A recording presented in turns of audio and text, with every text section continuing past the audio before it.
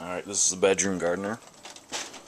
I'm just stepping outside here, give you a comparison. This cayenne plant here, the plant on the right side, just got a bucket to keep water in there. It's starting to get cool overnight. It's Nepalese bell pepper. It's currently my favorite pepper. I just started growing them this year. They've got a really interesting shape. They kind of look like bells. But this cayenne here is the twin.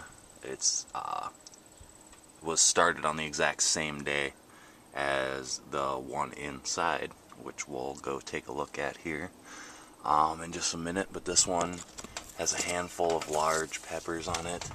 Here's one just starting to mature. That'll be the first ripe pepper off of this plant. It's about 2-3 feet high, semi-bushy. We'll compare that to the one inside. Alright, we're back inside. The biggest reason I wanted to do this video is to just show the difference of the light spectrum across this deal. You can tell it looks like I'm growing some sort of red plant or something. Tomatoes have been really healthy. You know, they put on, this is probably all new growth on the camera here since the last video. You can see some buds in there. This plant took off a little faster than the other one. We got a couple open flowers. I got a little artist brush. I'm trying to help pollinate them. Then I noticed on the last video, it's pretty difficult to see what's actually going on in this system. So this is a pump hose. The pump actually pumps it out and around, and then it'll come up here into this top reservoir, this container. We have very strong, healthy root system. There's roots all across this 10-gallon tote. You can see the top of that drain back there. And then the other one is here. It's actually submerged. I got a new pump, 550 gallons per hour as opposed to the 250 I'm running over here. Actually, the hydroponic store in town just ran out of the 250 pumps. And the owner, Russ, he's always been really good to me. Hooked me up actually with a straight trade-off from the, for the smaller pump size, I got a 550 gallons per hour pump, which is a $40 price, I think, $45. And since he had used it the previous day to turn some chilling water over, he just gave it to me for that price. But here on the cayennes, you know, I gave you a look at that outside one. This one's twice as tall. It's a little bit more bushy. It could be twice as bushy if I didn't prune it so heavily. I was trying to prune anything that looked like it wanted to grow off to the sides. But we have 1, 2, 3, 4, 5, 6, 7 almost completely ripe cayennes already. I've pulled 2 or 3 handfuls off this thing already for salads, pizzas, burritos, things like that. So that's, I'm just really impressed with the hydroponics. But the only thing I'd have to say about this is this top drip ring.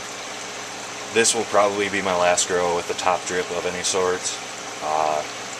They're just way too much maintenance. You see, this thing I check the pH level every 2 to 3 days, add a little eggshells in a mesh if I need to bring the pH up, and squirt a little lemon juice in there if I need to bring the pH down.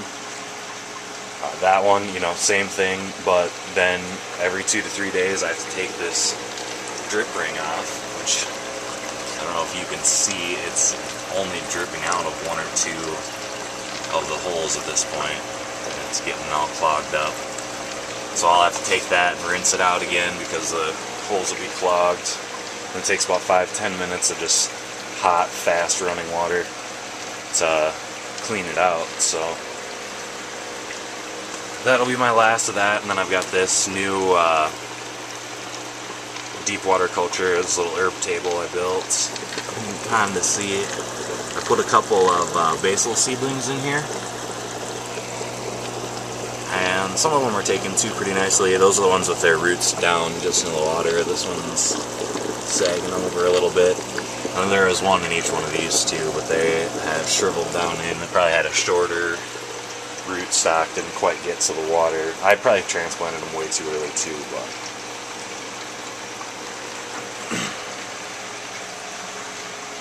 well, that's my system with the lights on.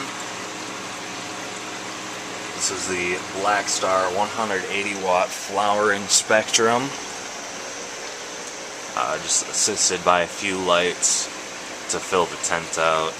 You know, the tomatoes obviously aren't getting any help from anything else.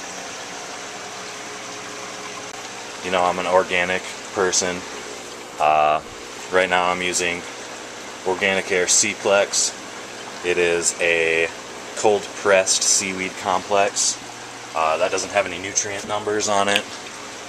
Pure Blend Pro Grow 324. It's made from all natural ingredients. It didn't make the OMRI because they derive a nutrient from a rock, a volcanic rock, which isn't terribly common, I guess, the rock. But then here I've actually moved to this Pure Blend Pro Bloom 145 formula. There's a guy in town that grows aeroponic tomatoes for the farmer's market, and he uses this stuff. Says he has less problems with clogging, and it's a similar buildup of the Hydro Garden formula, but it's not the same. And do the maximum minimum temperatures and humidity. Pretty toasty this morning. 70 degrees overnight. I checked this at about midnight last night. I've actually dropped my lights down from 17 to 13 hours of light a day because the tomatoes have started to flower. I'll update here in about a week.